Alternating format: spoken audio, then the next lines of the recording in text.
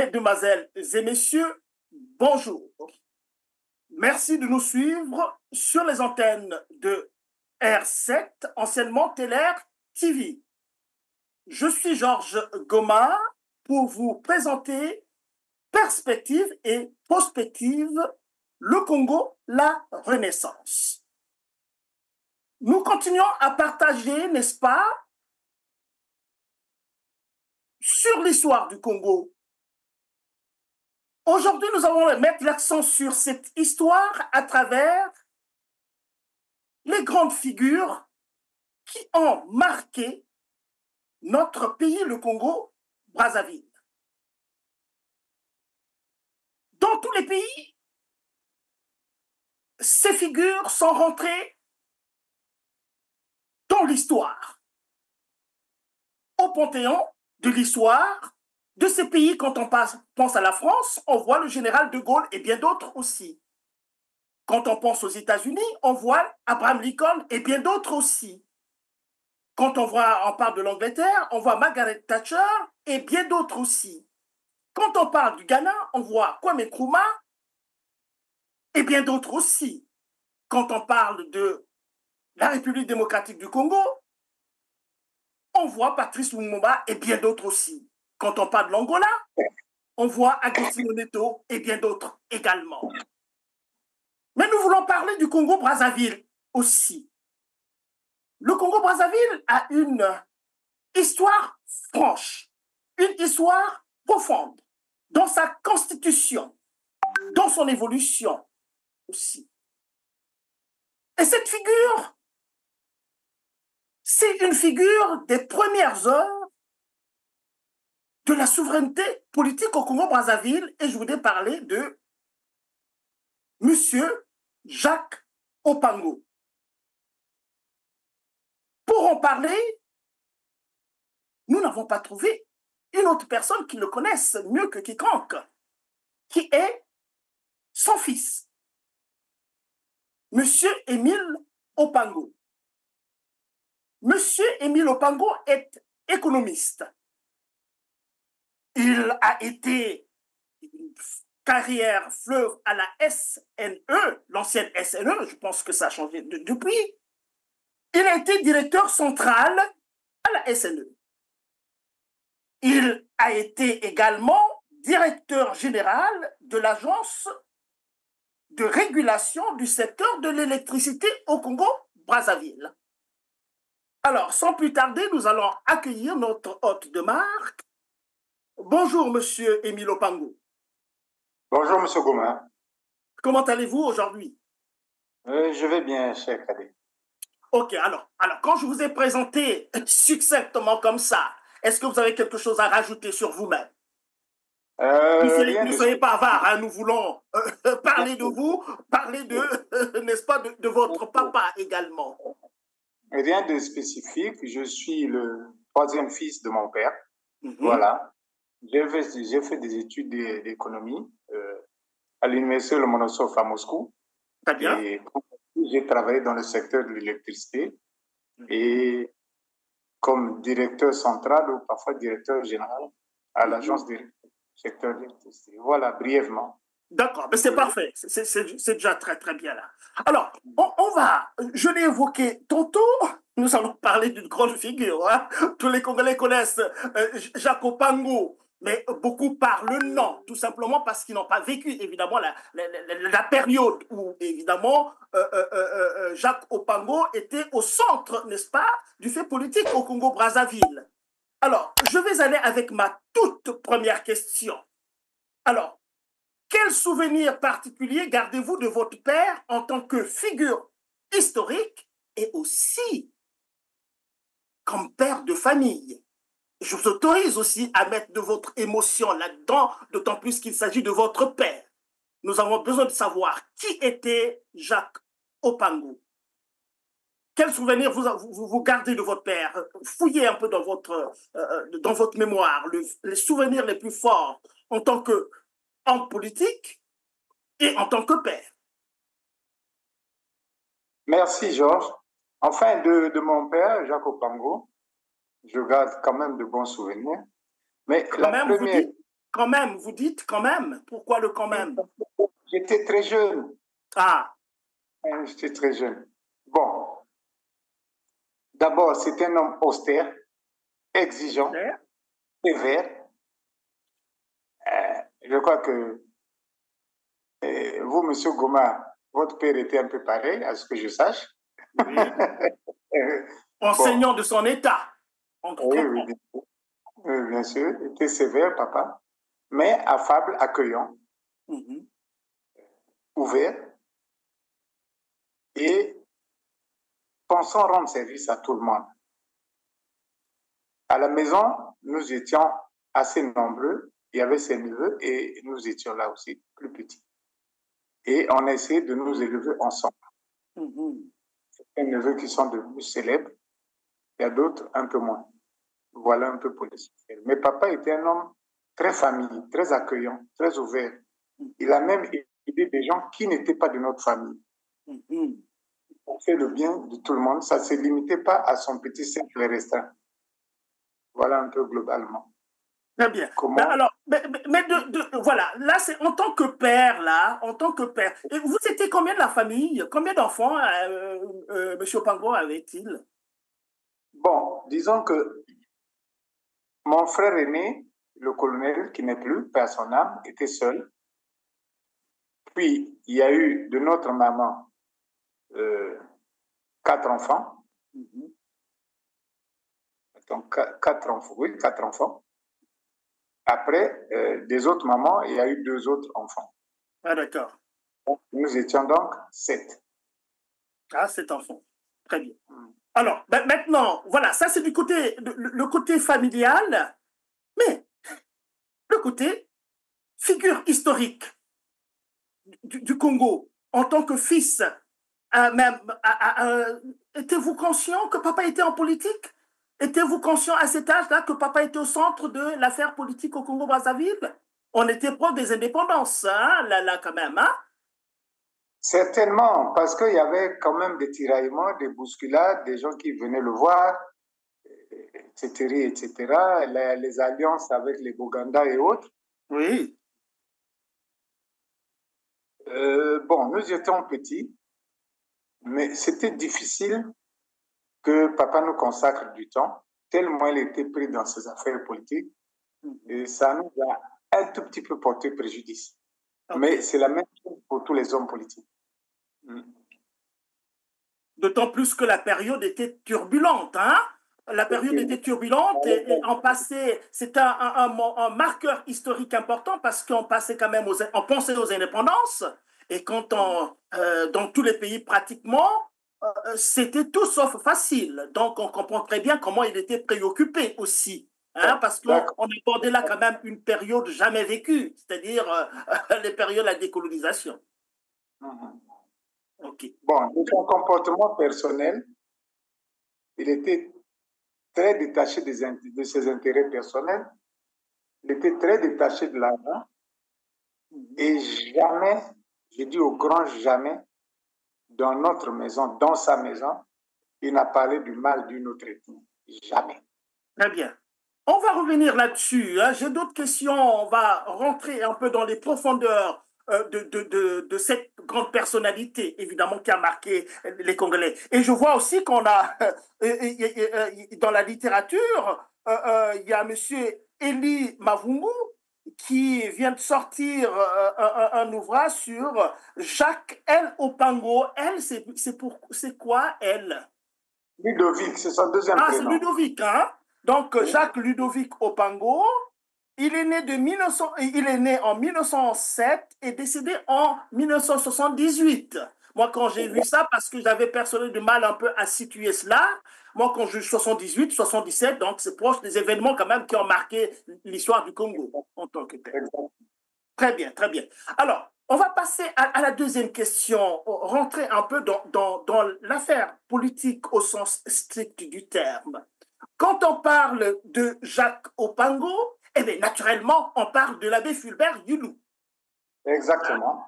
Voilà. Oui. Donc, c'est l'objet de ma deuxième question, c'est de savoir comment est-ce que vous décririez, n'est-ce pas, la nature des rapports que votre père a entretenus avec l'abbé Fulbert Yulu. qu'est-ce que vous retenez de ce rapport-là, tout en sachant qu'à la veille de ces indépendances-là, eh bien, ces deux figures-là étaient des adversaires politiques. Hein? C'était des adversaires politiques. Votre père avait créé le mouvement socialiste africain, le MSA, d'où émergeait mon père également, hein, dans la région de l'Ekoumou. Papa était au MSA aussi. Et puis de l'autre côté, il y avait l'abbé Fulbert Yulou qui avait aussi une grande organisation qu'on appelait l'UDIA à l'époque, je pense. Alors, comment est-ce que vous, en tant que fils, pas seulement, ne renvoyez pas seulement à cette période-là, vous êtes quand même gros intellectuel, un gros économiste, donc vous pouvez dire davantage sur cette relation sur le plan politique. Oui. Bon, disons que la vie politique moderne au Congo ne commence pas avec la rivalité au Pango-Yulu. D'accord. Dites-nous. Elle commence avec la rivalité Chikaya-Opango. Chikaya avait créé le PPC. Chikaya est une référence dans la politique congolaise qu'on oublie à tort. Chikaya était le premier député du Congo et du Gabon au Palais Bourbon. Ah d'accord. Jean-Félix Chikaya, hein? C'est bien cela. Jean-Félix Chikaya. Il est né à Libreville, mais congolais. Donc, il représente le Congo et le Gabon qui avaient fusionné pour être au Parlement là-bas parce que la population n'était pas importante, nos populations. Et Chikaya avait créé le PPC. Mais en fouillant les archives, les Opango, les Chikaya, les Bikuma, les Kikunga, et, autres, même les Julien Boukambu, avaient commencé dans un embryon de parti ensemble, qui était encadré par les communistes français et la CGT. Et après, ils se sont séparés. Chikaya est allé créer le PPC qui s'est allié au RDA de Foué-Boigny. De Foué-Boigny, ouais. Ils étaient proches des communistes. Et Opango a créé le MSA par la suite parce qu'il était affilié aux socialistes. À la SFIO, hein, c'est ça, c'est la SFIO. Hein? Oui. Donc, les premières joutes électorales, c'était entre Opango et Chikaya. Mais elles se terminaient quand même bien. Et les deux s'entendaient bien. Je les ai vus se rencontrer plusieurs fois. Ensuite, l'abbé Yulu a apparu en politique en 1956. Ah. Donc, beaucoup après, donc, les Opango et les Jean-Félix Chikaya. Oui, beaucoup après. Ce qu'on peut relever, c'est que l'abbé Yulu avait tenté avant, ça n'avait pas marché. Et après, il est devenu un peu célèbre parce que les évêques l'avaient exilé à Mindouli. Et comme le PPC commençait à connaître un recul face au MSA, et Chikaya séjournait tout le temps en France, Félix Chikaya, bon, certains originaires de la région du Pôle sont allés le solliciter pour qu'il soit leur leader. Parmi ceux qui l'ont sollicité, il y avait papa Julien Boukambu. Voilà, exactement, voilà. Et Yulu lui a dit, mais Boukambu, toi tu es communiste. Moi, je ne suis pas communiste. Vous venez me chercher pourquoi? Il a dit, on te cherche pour le bien du pays. Voilà, pour le bien du pays. Il faut que tu sois leader.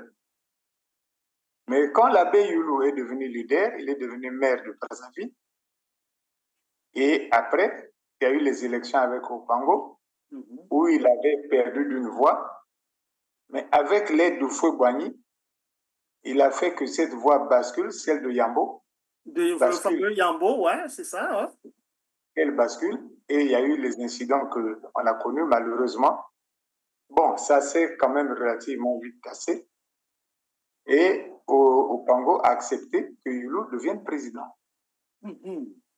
Par la suite, en 61, fin 61, comme il voyait qu'il y avait trop de divergences avec l'abbé Yulu, Opango a décidé de se retirer à Bunji. Il est allé rester 1 an, mais l'abbé Yulu ne tenait pas. Parce qu'il avait en face de lui la fronde des syndicalistes déjà. Voilà, c'est ça. Oui. Il avait un handicap au départ, c'est qu'il n'avait jamais milité.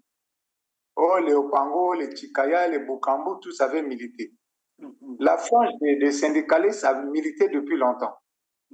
Ils avaient même connu la prison. Et l'abbé Youlou a commis une autre erreur, c'est l'affrontement avec les matuanistes. Avec les matuanistes, voilà, tout à fait. Ça lui a coûté cher. Mais comment, dites-nous, on va interagir. C'est important ce que vous êtes en train de dire, monsieur Opango. C'était quoi le fond? Qu'est-ce qui avait créé cette adversité déjà là avec l'abbé Fulbert Youlou et les matuanistes? Pourquoi je pose cette question? Parce que et les matuanistes et l'abbé Fulbert Youlou, c'est de la même région, non? Oui, ils étaient de la même région, mais à l'époque, ce que nous voyons comme appartenance régionale ici ne signifiait pas grand-chose. Ne signifiait pas grand-chose. Parce que je veux vous dire que bien avant que je sois né, 10 ans avant que je ne sois né, il y avait le préfet du Poul et de Brazzaville, Pierre de Bitafoko, qui, à cause de l'impôt des 3 francs que les matuanistes se refusaient de signer, ouais, tuer les gens dans le Poul, brûler les maisons. Et c'est Jacques Opango et ses compagnons, qui étaient un peu tous originaires de Bundi, ils se retrouvaient à Brazzaville. Ils se connaissaient depuis Bundi. Il y avait avec lui Pamphile Adada, le père du ministre Adada, Moïse Ekombo, le père de Céline Ekombo, la première présidente de l'UFC. Oui, absolument, oui, on connaît, oui. C'était au moins 5. Ils ont fait une pétition et c'est Pamphile Adada qui était le planton du gouverneur Félix Eboué qui est allé déposer là-bas. On les a arrêtés, on les a mis en prison à Kinkala. Et là, ils ont été jugés. C'est dans les années 42-43 déjà. Et Jacques Opango était... Oui, c'est important. C'est important ça, monsieur Opango. Excusez-moi que je puisse m'attarder là-dessus. Ceux qui comprendront les choses. Les gens qui sont à Bundji, qui se soucient de la réalité, des gens qui sont dans la région du Poul. Bien sûr. Et qui s'engagent, n'est-ce pas, dans des actions pour, n'est-ce pas, soutenir les gens du Poul. Vous comprenez pourquoi je pose cette question? Parce que l'émission que nous faisons aujourd'hui, vous avez compris de toutes les façons, même si on n'en a pas parlé clairement, il y a des leçons à tirer. Il y a des leçons à tirer pour la vie politique aujourd'hui au Congo-Brazzaville. Et l'utilisation ou l'instrumentalisation qu'on fait de l'appartenance ethnique qu'on a poussé à un certain niveau. C'est pour ça que je voudrais que vous nous donnez des informations là-dessus et sa valeur pédagogique. Bien sûr. Vous savez que, et c'était dit qu'on ne peut pas maltraiter nos compatriotes comme ça. Ce n'est pas normal. Donc, il n'y avait pas ces antagonismes que vous voyez Est, Ouest, Nord, Sud. Il n'y en avait pas. Il n'y en avait pas. Ils se retrouvaient un peu par collectivité à Brazzaville, certainement, mais ce n'était pas pour nuire aux autres, ce n'était pas pour écraser les autres. Et là, la preuve, c'est qu'eux se retrouvaient dans un groupe de gens de Bundi, ils ont réagi pour la région du Poul. Et ça leur a coûté la prison. Bon, ensuite, les Matuanis, c'était une vieille histoire avec les colons, ils s'opposaient à l'impôt colonial et autres. Et quand les fameux 3 francs, hein? Les fameux 3 francs, hein? C'est ça? Les 3 francs, oui. Et quand le président Youlou a apparu sur la scène politique, bon gré, mal gré, d'aucuns diraient qu'il leur a vendu ça, mais je ne pense pas. Les gens se sont imaginés que c'était le nouveau leader qu'ils ont eu. Malheureusement, la mayonnaise n'a pas pris parce que eux, ils s'imposaient à une forme d'État colonial et néocolonial, les impôts, les trucs comme ça. Là. Et l'abbé Youlou, à la deuxième élection, eux, ils ont demandé qu'on vote les eaux de Massoabi, comme ils disaient en Lari. Et ça leur a coûté la déportation, dans des régions hostiles, enfin, éloignées de leur... Éloignées de leur région d'origine, ouais. Ils étaient dans toute la République, hein. Ils ont été dispersés un peu dans toute la République, comme ça, là. Oui. Et c'était quand même difficile. Et c'était des gens qui avaient un certain caractère. Parce que un des amis de papa, M. Cinceau Joseph, qui était UDDA, mais qui était ami à papa, il avait son beau-père qui était matuaniste. Et quand on les internait en Pila pour les exiler, la gendarmerie avait commis l'erreur de jeter des grenades là-bas, il y avait eu des morts. Oh. Et M. Cinceau voulait retirer son beau-père qui était là-bas. Il est allé, le père de sa femme.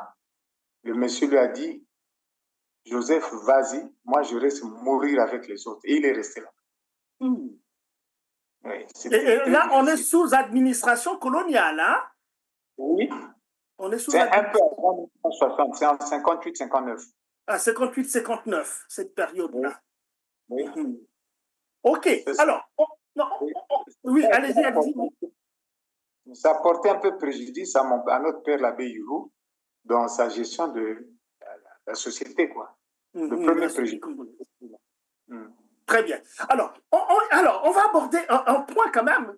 Quand on évoque un peu cette période-là, ça revient à tous les esprits. L'abbé Fulbert Youlou également a eu des déboires aussi, surtout en 63 avec ce qui s'est passé, nous le savons tous.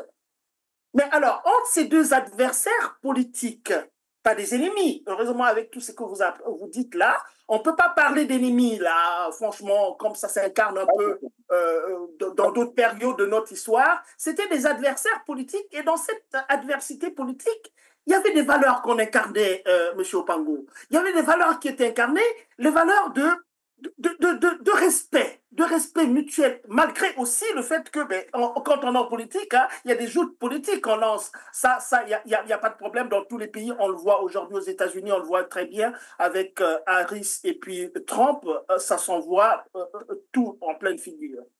Mais alors, je reviens chez nous, il y avait donc le respect, mais il y a aussi la fraternité dans cette adversité politique. Alors, l'acte qui s'est passé, comment est-ce que vous pouvez un peu, racontez-nous un peu le contexte et les raisons, au fond, pour lesquelles votre père a choisi d'aller se constituer prisonnier avec son adversaire politique. Je vais parler de l'abbé Fulbert Youlou. Expliquez-nous cette belle histoire-là. Donc, avant cela, oui, il faut dire que après les émeutes de 59, ils ont dirigé ensemble. Ah, ils ont dirigé ensemble. Ah oui. Oui, il était vice-président, Papa Jacques. L'abbé Youlou avait quand même des comportements avec lesquels M. Opango n'était pas d'accord. D'accord, c'est normal. Comme il n'avait jamais milité, l'abbé Youlou, donc gérer toute une collectivité comme ça, il y avait comme des problèmes. Et Opango s'est dit, moi je me retire à Bunji. Il s'est retiré 1 an. Et puis l'abbé Youlou, ça ne tenait pas avec les syndicats et les autres. Il lui a dit de revenir, il lui a écrit. Et Jacques Opango a accepté de revenir au gouvernement. Mais ça n'a pas duré. Il est revenu en mai 62 et il avait demandé à aller discuter, plaider la cause de l'indépendance de l'Angola à Rome. Ah ouais, okay. Votre père, hein? On avait... Oui, donc, oui, oui, il était en liaison avec le représentant du MPLA qui était à Brazzaville, qui avait été chassé de Kinshasa par Kasavubu. Il s'appelait Paolo. Il s'appelait Paolo. Et papa est allé discuter pour cela. Et quand il revient en 63, déjà, rien n'allait plus. Parce que Youlou était boudé par les syndicats et les jeunes, et ne vous en faites pas. Les plus gros boudeurs étaient dans Bakongo. Hein. Ils étaient formés par la CGT, par les communistes. Oui, par l'État de Lose et tout ce monde-là. Et la plupart des syndicalistes, les Tolé, Ganga et autres, c'était des gens formés par la CGT. Et la majorité venait du coup. Donc nos problèmes ethniques actuels, c'est nous qui les amenons. Les gens y voyaient une nation. Et donc, Youlou a eu du mal à gérer ça. Comme il voulait instaurer le parti unique, voilà. Les gens n'en voulaient pas. Mais le MSA avait accepté le parti unique parce qu'il disait que si je m'oppose, il y aura encore des émeutes ici. Il faut que j'accepte. Malheureusement, les syndicats n'ont pas accepté ça. Donc, M. Opango, en rentrant de l'étranger, et bon, il rentre, on lui dit que Yulo est renversé, il dit je rentre. Il vient. Je crois que les services français voulaient qu'il prenne la place. Il n'a pas voulu. Les syndicalistes, comme il avait été ancien syndicaliste, voulaient qu'il prenne la place. Il n'a pas voulu. Il dit je rejoins Yulo en prison, on a géré ensemble, on doit répondre ensemble. Et c'est là où il a rejoint en prison. D'accord. Il a passé 3 années en détention, mais c'était... 3 années quand même, 3 années quand même, c'est beaucoup en détention là. Oui. Mais après, pour quelle raison, en fait, pour quelle raison le garder 3 ans en prison, c'était quoi? Le grief, c'était quoi? Qu'est-ce qu'on lui reprochait à votre père? On ne reprochait rien, mais on ne voulait pas qu'ils soient dehors, eux tous, parce que ça allait peut-être créer d'autres mouvements. OK? Bon, ce n'était pas à la maison d'arrêt, ils étaient d'abord au camp de 15 août. Lui, Tchitchélé, l'abbé Youlou. Mais après, ils ont demandé à être séparés de l'abbé Youlou parce que l'abbé Youlou, psychologiquement, ne tenait pas. Il n'avait jamais fait la prison. Les autres ont fait les prisons coloniales et tout. Ils ont demandé à Tchitchélé, lui, d'être séparé de l'abbé Youlou. Et on leur a trouvé une maison qui était en face du ministère de l'Intérieur actuel. Je crois que la maison devait appartenir par la suite au colonel Bouès. Ils étaient là. Et puis, le président Massamba Deba a vu que ce n'était pas confortable. On les a mis dans une résidence surveillée vers la cathédrale. Je crois que j'étais encore au CM2 quand j'allais voir mon père en détention. C'est ouais. Eh bien, non. OK. Et puis, ça me revient un peu à l'esprit. Par rapport à la France, je pense que votre père était élu à l'Assemblée territoriale, hein, et puis qu'il avait manqué de rentrer à l'Assemblée nationale française. Est-ce que je me trompe? Oui. Si, c'est ça. Et en fait, quand on voit un peu... Il y avait un seul siège, Georges. Il y avait un seul siège pour le Congo et le Gabon. Ah, il y avait un seul... Ah, pour le Congo et le Gabon. Ah, d'accord. OK. Il y avait donc des arbitrages, des enjeux et des arbitrages là.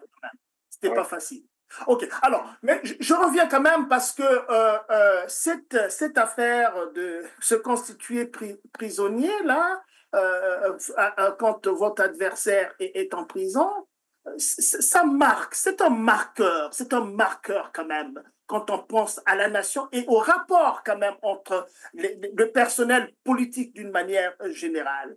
Alors, ma quatrième question, c'est en fait, selon vous, Monsieur Émile Opango, selon vous, quel message est-ce que, comment je peux tourner ça? La jeunesse aujourd'hui peut garder un peu de cet acte-là. Prenons ça comme un acte. Moi je ne sais pas quelle importance donnez-vous à cet acte-là, mais moi, j'ai mis cet acte-là très haut, là. Très haut. Hein? Est-ce qu'il y a un message qu'il voulait faire passer? Est-ce qu'il y a un message là? La jeune génération, par rapport à ces rapports entre les personnes qui nous dirigent et qui parfois se mettent dans des situations d'une adversité pire même que de l'adversité et qui peut nous entraîner dans des situations inextricables comme nous avons vécu au Congo. Comment pouvez-vous interpréter un peu un tel geste? Mais un tel geste peut s'interpréter de telle manière. C'est la loyauté. La loyauté. La loyauté, le fait de ne pas tricher avec les autres et le sens de l'honneur, la parole d'honneur. Il est dans un gouvernement où il a des divergences avec son partenaire, il y a des problèmes, on destitue son partenaire, il ne va pas lui tourner le dos. Ça ne sert pas. Ça ne sert pas. C'est la loyauté, c'est un peu l'esprit d'amour des frères dans une nation. Il y a eu des scènes semblables que j'ai observées de papa dans les années 66-67. Quand le président Massamba Deba tenait le Congo de main forte et avançait. Les Français, les services français ont quitté quelque part vers la frontière la frontière de ton pays, de notre pays voisin, toi et moi, Oui. des réseaux focaux ont débarqué à Bunji avec un avion plein d'armes. Ah. Pour dire que Massamba Deba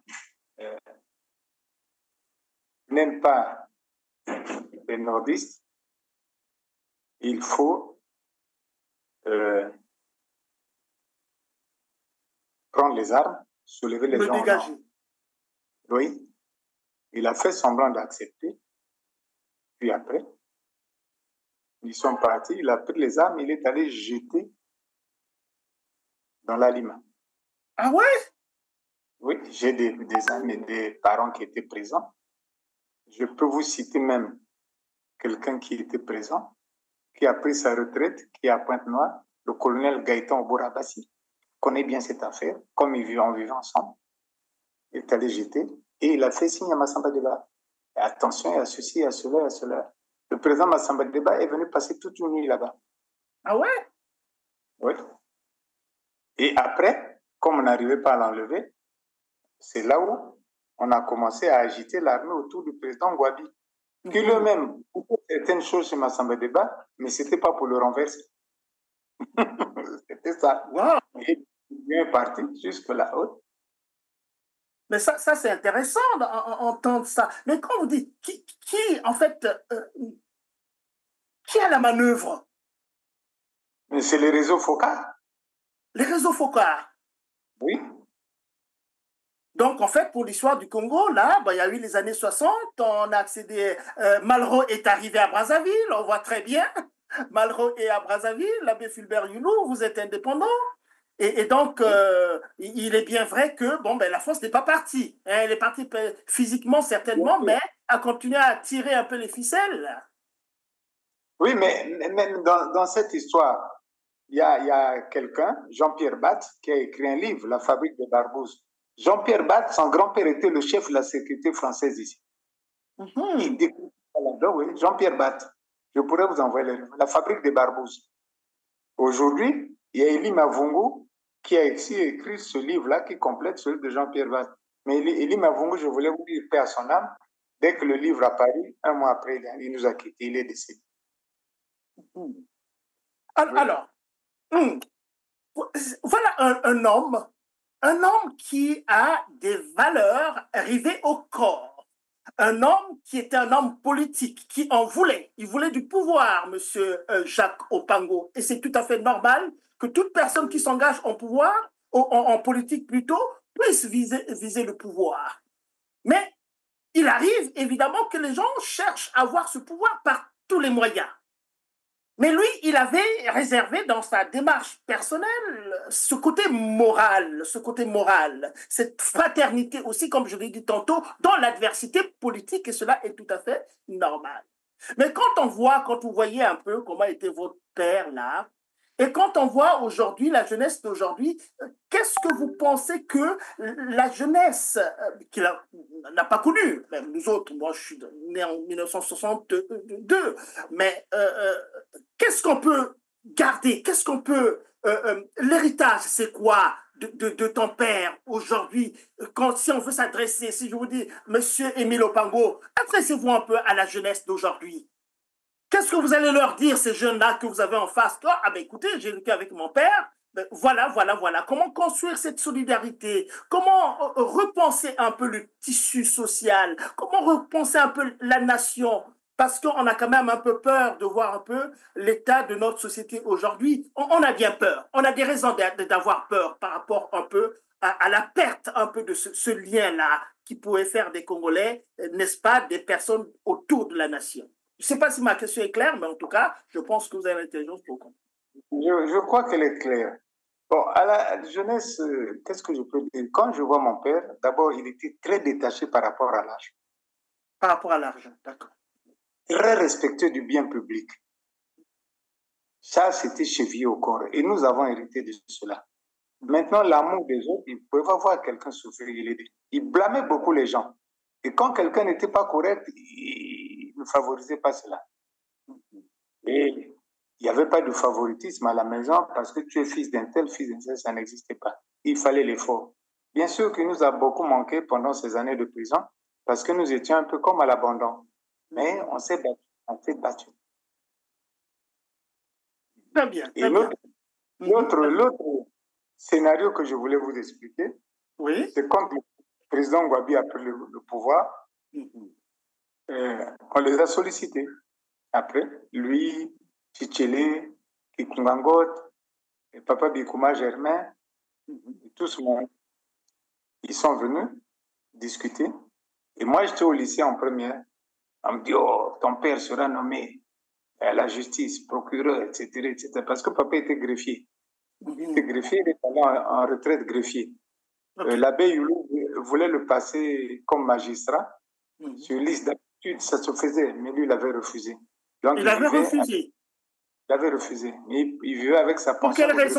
Pour quelle raison il avait refusé? Il allait en retraite et on a proposé ça? Des raisons d'éthique. Il se disait que ce serait peut-être une faveur, alors que la procédure était normale. Ah. Bon, n'importe comment, c'est comme ça que ça s'est passé.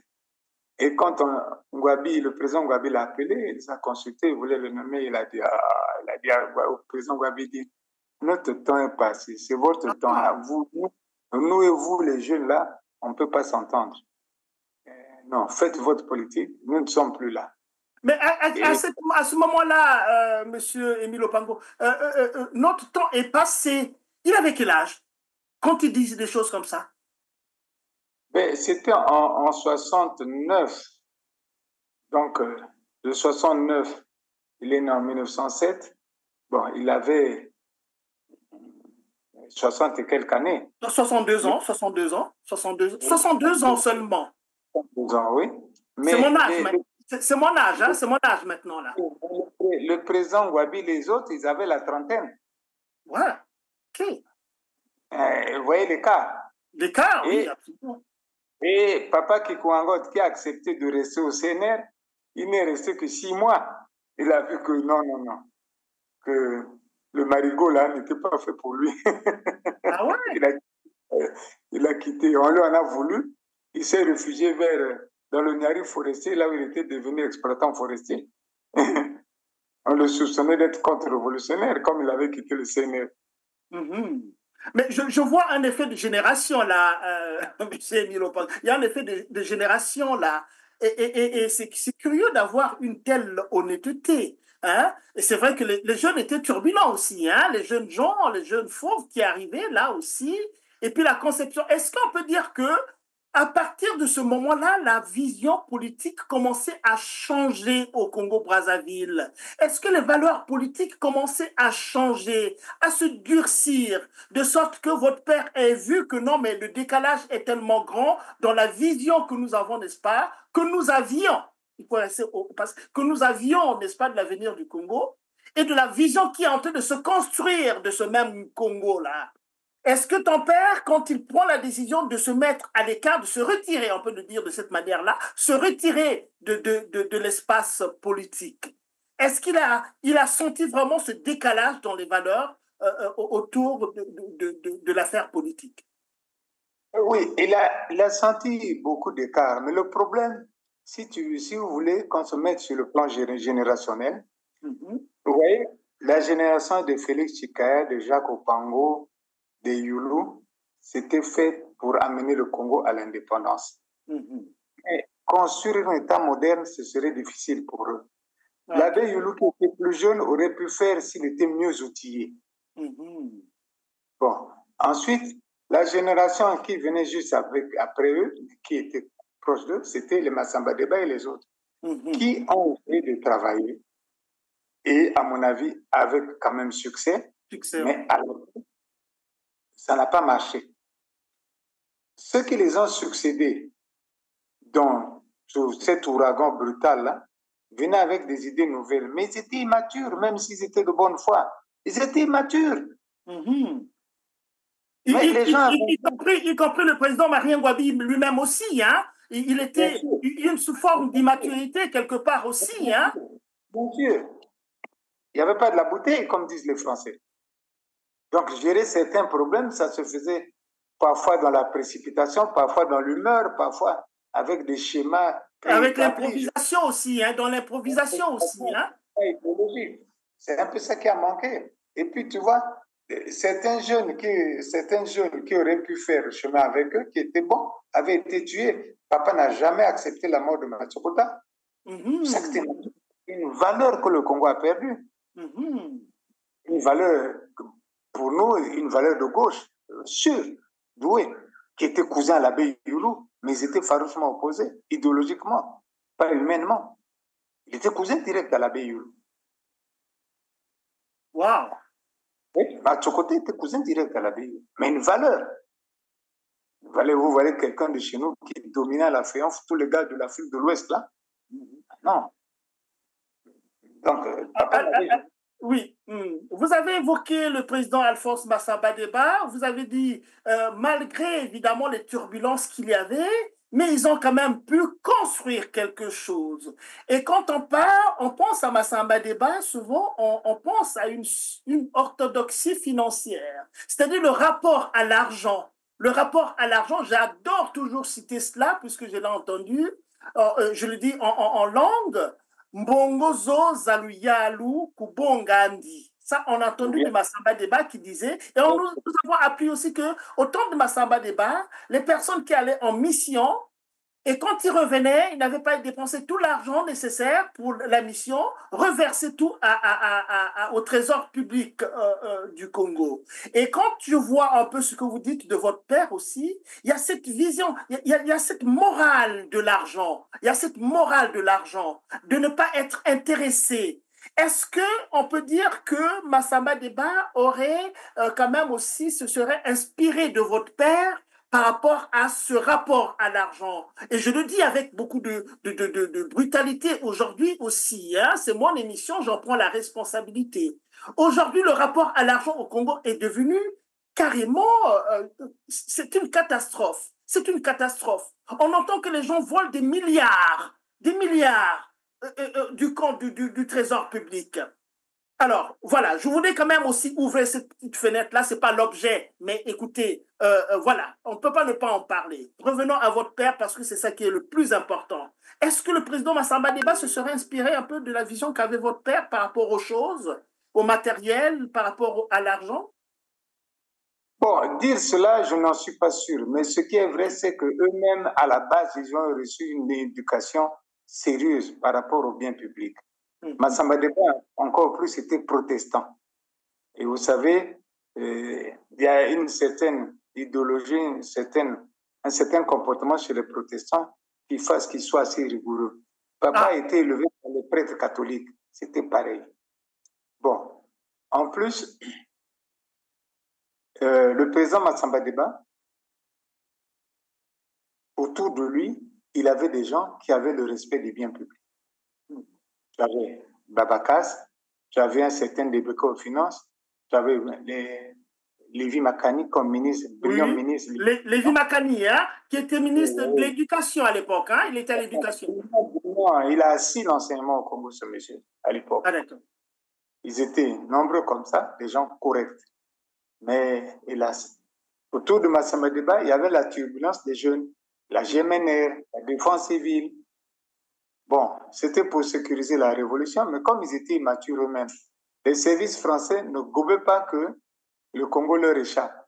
Bon, mais le président Massamba Déba, en être intelligent, il avait pu se rapprocher de l'Allemagne de l'Ouest à l'époque. La RDA à l'époque, hein? Non, la RFA. La RFA, l'Allemagne fédérale, oui, d'accord. C'est eux qui ont construit Sidolo à l'époque. Ah, c'est les Allemands qui ont construit Sidolo, hein? Les Allemands de l'Ouest. Oui, oui. Et donc... Mais votre père... oui, mais la RFA, c'était libéral, la tendance, l'idéologie libérale, n'est-ce pas? C'était libéral, oui. Mais au Congo, on avait choisi un peu les démocraties populaires. Oui. Mais Massamba Déba avait noué de bons rapports avec l'Allemagne de l'Ouest. Ce qui énervait les Français, c'était pour les contourner. Mais sa gouvernance n'a jamais été un long fleuve tranquille parce que chaque fois, il y avait des opérations de déstabilisation, même militaires, même armées. Mais à la fin, pour des problèmes... Oui, allez-y. Vous dites? Allez-y, non, j'allais vous poser une question. À la fin, pour des problèmes d'idéologie, de divergence, le régime a craqué de l'intérieur, mais il était traqué aussi de l'extérieur. De l'extérieur. Mais comment se fait-il qu'ils aient choisi? Bon, on sortait, la France venait de libérer le pays. Comment est-ce que, en dehors de l'abbé Fulbert Hulot, quand même, qui a incarné une politique libérale, il est allé le voyage mémorable aux États-Unis, on voit les images là aussi, et puis le pari qu'il avait fait avec Houphouët-Boigny qu'on comparerait Brazzaville et Abidjan dans quelques années. Bon, le président Houphouët-Boigny est resté beaucoup plus longtemps jusqu'à sa mort, donc il avait quand même aussi le temps de parfaire son projet. L'abbé Fulbert Hulot est parti, malheureusement, n'a pas eu le temps de comparer en tant que tel. Alors, ma question, c'est, alors, on sort, la France est partie. Donc, toute la période coloniale au Congo-Brazzaville, quand même, ce sont les valeurs françaises qui se sont installées au Congo-Brazzaville. Et qu'est-ce qui a justifié qu'on aille de l'autre côté carrément? Massamba Deba a parlé du socialisme scientifique. Marien Ngouabi est venu à... Non, non, lui, c'est le socialisme bantou, pardon. C'est Marien Ngouabi qui est venu avec le socialisme scientifique. Alors, est-ce que vous avez quelque chose à nous expliquer un peu là? C'est quoi un peu tout ce truc-là? Oui, avec le recul, j'ai essayé de voir un peu, vous comparer un peu avec la Côte d'Ivoire.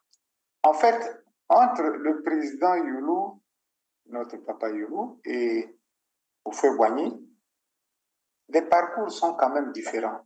OK. Le président Houphouët-Boigny a été longtemps avec les communistes en France. Il a siégé au Parlement français et puis il a changé. Mais quand il s'est mis à l'indépendance de la Côte d'Ivoire, il voulait être bien avec la puissance française, mais en même temps, il construisait une économie nationale. Il y avait beaucoup d'entreprises en Côte d'Ivoire appartenant à l'État. Il essayait de créer un capitalisme national de l'État. Ce que le Congo a essayé de faire aussi avec Massamba Deba. Avec Massamba Deba. Et Houphouët-Boigny a cheminé juste un moment, quand ces entreprises prenaient de l'air, on les a privatisées. Mais il y a une politique en Côte d'Ivoire, même si tu veux, ils pensent vers le libéralisme, mais ils veulent que ce soit eux qui gèrent leur pays, les Ivoiriens. Jusqu'aujourd'hui. Il y a un fonds pareil. Ils ont formé de cadres, ils aiment leur pays, ils veulent que ce soit eux qui gèrent leur pays. Or, chez nous, la forme libérale de mon papa Hulot n'avait pas encore pris forme, qu'il a été renversé. Massamba Deba. Oui, et Massamba Deba est venu, il a créé des entreprises nationales qui, à mon avis, marchaient pour la plupart. Et après, c'est le FMI qui est venu nous dire de dissoudre l'ONCPA, tu vois, là où il y avait le café, les cacao et trucs comme ça. Ce que les Ivoiriens, eux, n'ont pas accepté. Ce que les Camerounais n'ont pas accepté. Ils ont des offices qui s'occupent de ça. Ils ont essayé de modifier. Ils n'ont pas dissous. Aujourd'hui, notre production de café, de cacao a coulé. On disait qu'il y a l'économie libérale, les gens vont venir acheter. Il n'y a eu personne pour acheter. Et la paysannerie s'est ruinée. Chez vous, à Sibiti, à Zanaga, il y avait beaucoup de café. Il y avait beaucoup de café, voilà, c'est ça. Ça permet aux gens de construire leur maison. Et là, après, c'est parti. On voilà je me souviens. Oui, ouais. Voilà. On aurait pu faire des mutations au lieu de dissoudre ce que les autres ont fait. Alors, développer d'abord avec le café. D'accord. Oui. Très bien. Alors, monsieur Opango, on va aller vers la fin de notre entrevue et je vais vers la fin vous demander évidemment de faire recours à vous chaque fois que nous aurons besoin évidemment de discuter sur un problème particulier concernant notre pays. Alors, voilà cette question l'avant-dernière. Si votre papa revenait aujourd'hui, on va imaginer qu'on peut disparaître un moment et puis comme ça on peut revenir. Voilà, vous voyez, c'est une image que je prends. Si monsieur Jacques Ludovic Opango revenait, disons, en 2024 et voyait un peu l'état de notre société, toi, en tant que son fils, qu'est-ce qu'il te dirait, lui? Il te dirait quoi, grand Émile? Si papa revenait, il regarde un peu l'état de la société congolaise, qu'est-ce qu'il dirait? Bon, Georges, Oui. même nous qui sommes restés, nous qui sommes vivants, nous regardons avec tristesse ce que nous vivons. Vous n'êtes pas à Brazzaville pour savoir dans quel stress nous vivons. Et lui, s'il revenait, je crois qu'il serait plus que déçu, qu'il n'y ait plus aucune moralité, qu'il n'y ait pas de fraternité, qu'il n'y ait plus de respect des biens publics, qu'il y ait une minorité insolente, riche, qui écrase les autres. Voilà. Et qu'il n'y ait pas de perspective pour les jeunes. Il n'y en a pas. Pas de perspective pour les jeunes. Vous parlez des jeunes, d'accord. Allez-y, je vous laisse continuer là-dessus. Pas de perspective pour les jeunes. Vous savez, le système sanitaire congolais est carrément en déliquescence. L'enseignement est en déliquescence. Les routes, c'est moyen. Mais les grands acteurs, ça va. Mais il y a beaucoup de problèmes qui vont avec. Je vous épargne de cela. Et les Congolais ne se sentent pas appartenir à une même nation. Ça, c'est dommage. C'est dommage. Et alors, oui, une fois qu'il vous a dit, on comprend très bien qu'il serait déçu. Ça, c'est clair et net. Je l'ai posé la question par provocation, peut-être aussi, je n'en sais rien, mais vous l'avez bien répondu. Mais et alors, avec son intelligence, Monsieur Jacques Ludovic Opango dirait, s'il dit que, bon, d'accord, je vois ce qui se passe maintenant, mais ne vous en faites pas les enfants, ne vous en faites pas les enfants, on peut tout régler, vous savez, hein, aucun problème, aucune montagne ne peut être franchie. Alors, je vous donne les clés. Je vous donne les clés. Quelles seraient ces clés que papa donnerait? Quelles les clés que papa donnerait pour qu'on vaille rouvrir ce qui a été fermé, tirer les tiroirs qui ont été fermés, et ainsi de suite, je parle toujours en images. Que dirait-il pour Pango pour régler, pour fixer, comme disent les Américains, to fix something, de régler quand même les déboires que nous avons aujourd'hui, parce que c'est réglable, je pense. Oui, c'est réglable, et j'y crois, et beaucoup d'entre nous y croient. Mais la première des choses qu'il ferait, tel que je le connais, c'est de faire fonctionner son ministère de la Justice et la justice. Pour combattre la corruption. Bon. Ensuite, il se battrait pour que les Congolais se sentent un. Il se battrait, se sentent un. Le peuple se sente uni. Voilà, c'est ça. Ou non, qu'on a compris. Se sentent unis. En tout cas, il se battrait pour qu'on redresse l'éducation nationale. L'éducation nationale permet de former les enfants, la jeunesse, les cadres de demain. L'éducation nationale leur permet de se connaître, de vivre ensemble, d'appartenir à un même monde. C'est là où on forme les élites du futur, quelles sont leurs responsabilités, pas par rapport à leur ethnie, mais par rapport à la nation. Voilà comme ça que je peux résumer cela. Très bien. Alors, on va terminer.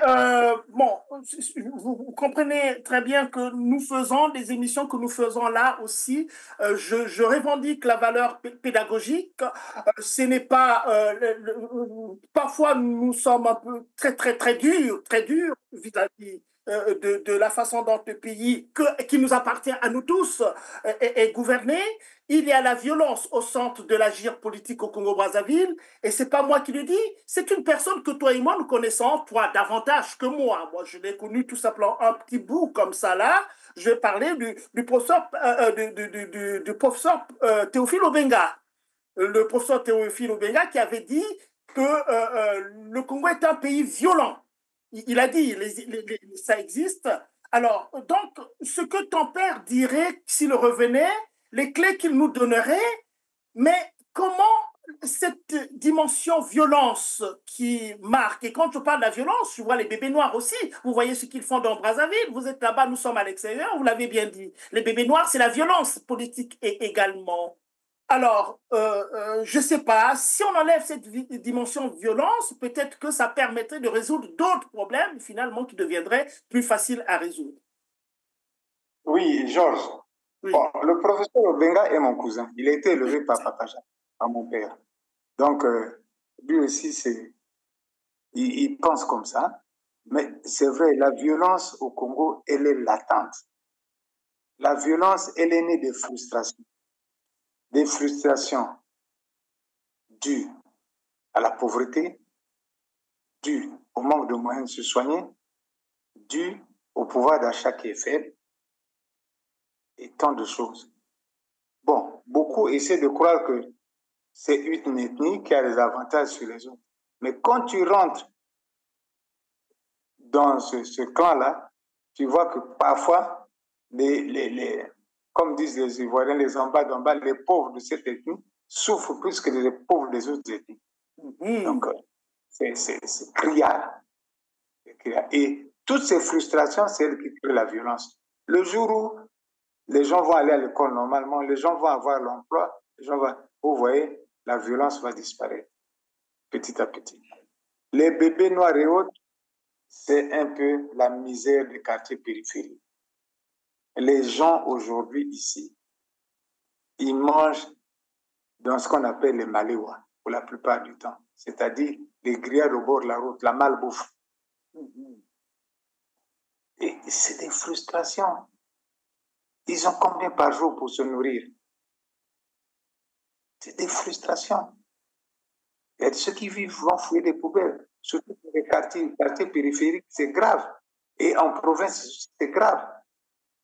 Nous ne produisons rien en province. Ils mangent que le monde c'est qu'on importe tous les cuisses de poulet. C'est grave. Alors, si on ne redresse pas ça, si on ne crée pas de la richesse, si on ne relance pas notre agriculture, beaucoup de choses, l'éducation.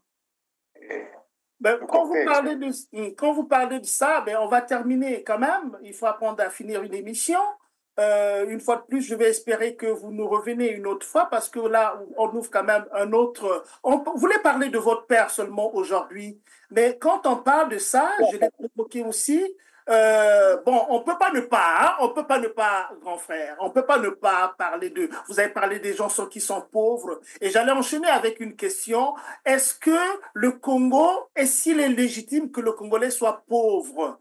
Voilà, ça, je pense, cette thématique-là, vous allez nous l'accorder. Je fais la demande publiquement que nous revenions là-dessus une autre fois, hein, pour ne pas trop parler d'autres choses.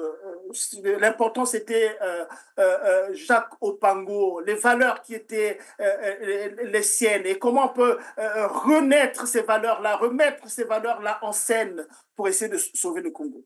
Alors, donc, on reviendra là-dessus sur la pauvreté. Le Congo est un pays riche, on ne peut pas comprendre que 5 millions d'habitants ne puissent pas vivre correctement avec tout l'argent que le Congo a brassé. Les 14 000 milliards sont passés par là aussi, on ne sait pas où est-ce que c'est passé. Bon alors, la toute dernière question, il y a une anecdote. Regardez votre père, regardez-vous et votre père, c'est beaucoup plus personnel. Donnez-moi une anecdote. C'est quoi l'anecdote que vous pouvez nous parler, nous partager aujourd'hui par rapport à votre père qui a de la signification, qui a du sens pour vous? Ah, bon, je n'ai vraiment rien de particulier comme anecdote. C'est une colle hein, que je vous donne là. Il faut se préparer à des colles. Hein. Mais le problème, c'est que on collait à l'image de enfin, on collait une image à papa comme quoi c'était un faiseur de miracles. Et nous qui vivions avec lui, on se disait, mais d'où ça vient? D'où ça vient? Mais ça collait aux gens comme ça. Bon, c'est la mythologie, c'est le comportement un peu de nos couches paysannes, un peu populaires. Mais pour le reste, non, il n'y a rien de spécifique. Bon, OK. Il n'y a rien de spécifique que je pourrais vous dire. En tout cas, ça reste très intime. D'accord. Très bien, très bien. C'est déjà ça. Mais vous savez, hein, Poignet Augustin était mon oncle. Et mon oncle aussi, vous le savez très, très bien, Jean-Émile. Moi, je l'ai connu tout. on entendait tonton Poignet dans notre vie, et tout cela, on l'avait jamais vu de toutes les façons. Hein. Donc, il est venu en France, c'est vraiment en France que je l'ai connu. Je l'ai vu pour la première fois en 1984 quand il est venu au Congo, avec ma maman, évidemment.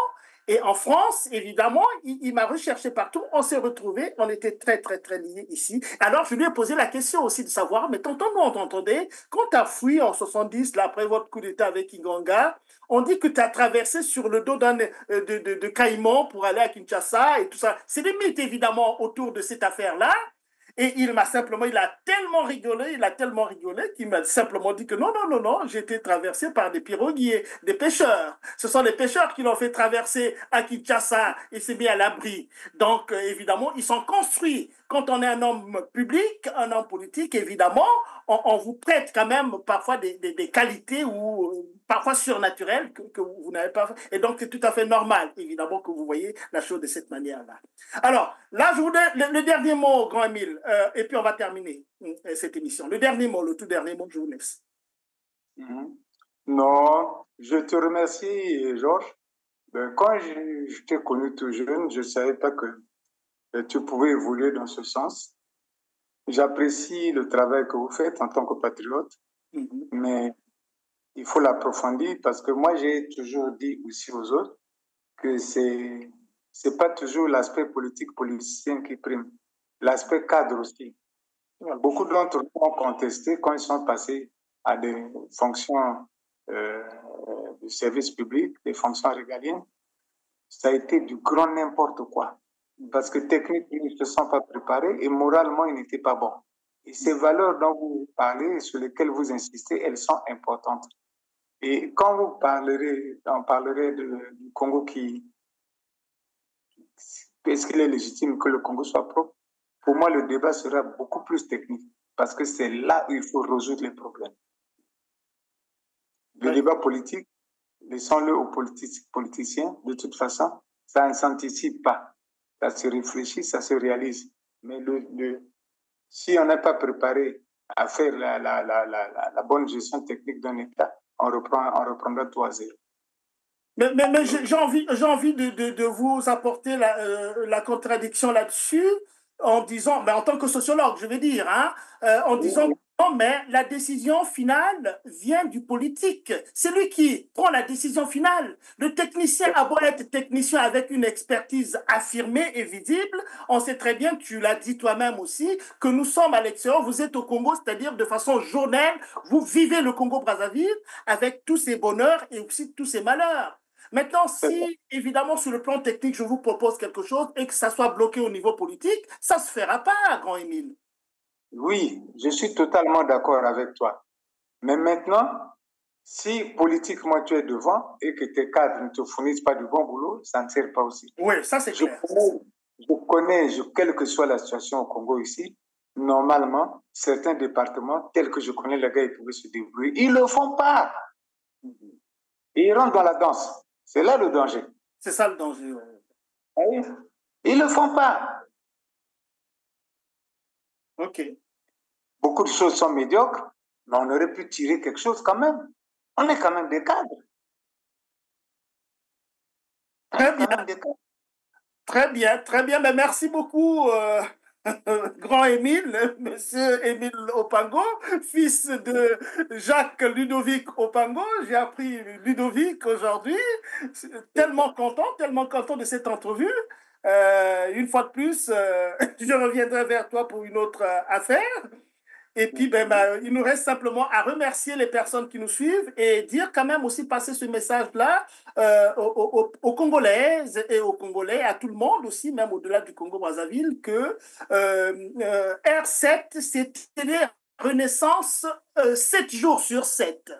C'est-à-dire que nous faisons la critique du régime en place et c'est notre droit le plus absolu et nous pensons à la renaissance du Congo-Brazzaville parce que tout ce que nous avons dit, tout le monde le vit clairement.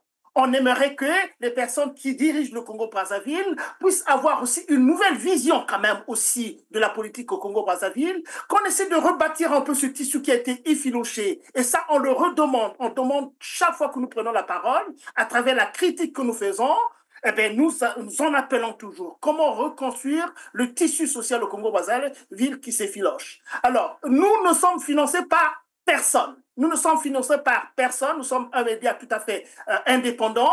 C'est pourquoi nous demandons évidemment aux gens de nous soutenir parce que le travail que nous faisons, c'est un travail de fond. C'est un travail qui nous demande des moyens, mais que nous n'avons toujours pas.